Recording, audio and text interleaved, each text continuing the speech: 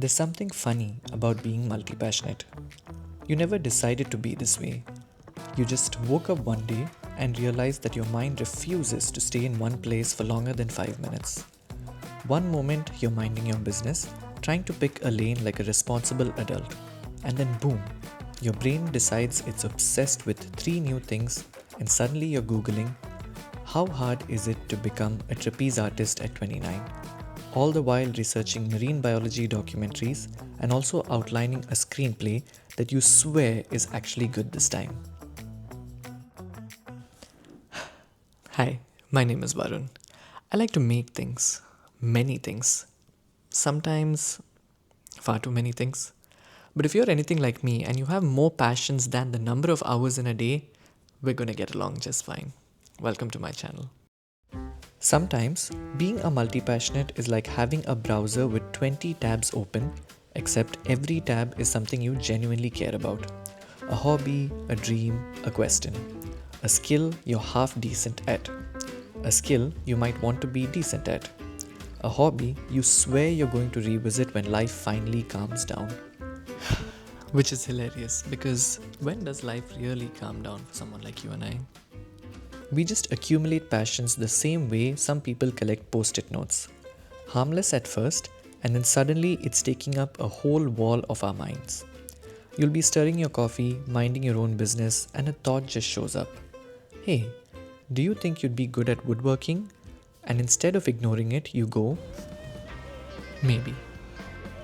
Next thing you know, you're halfway through your fifth YouTube video, you've saved 3 Pinterest boards, and you've mentally designed a minimalist bookcase you probably won't ever build.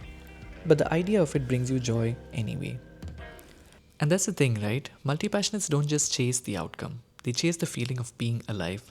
It could be something new, something meaningful, or even just that sense of excitement that you experience in your chest when you come across something that you've never tried before. It's not about finishing everything that you start. It's about feeling something inside while you're doing it. And unfortunately, people don't really get that. They'll just ask you, why don't you just choose? As if choosing is ever the hard part. You could choose, sure.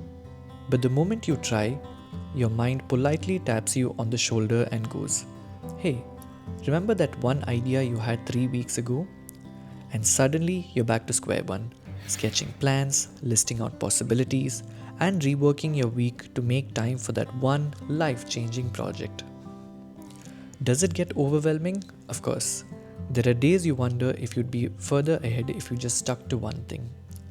Days when you feel like everyone else is building neat, perfect lives while you're constantly falling behind. But here's something most multi-passionates never hear. Your life makes sense, even if it's not a straight line.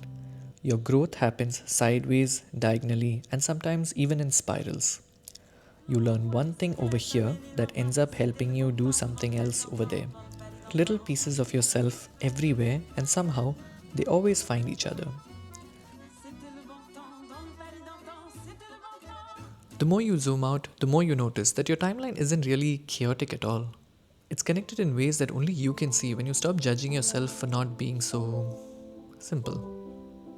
And yes, sometimes it feels like you're walking through a bookstore and buying every chapter from every book instead of one whole story. But maybe that's because your story isn't meant to be contained in a single book. Life expands the more you let it. And if there's one thing I hope you take away from this, it's that maybe your curiosity is leading you somewhere. Not to a single destination, but to a way of living and being. A life you can't fit into one title, one job, or even one box. There's nothing wrong with you. You're not lost or behind. You're just full.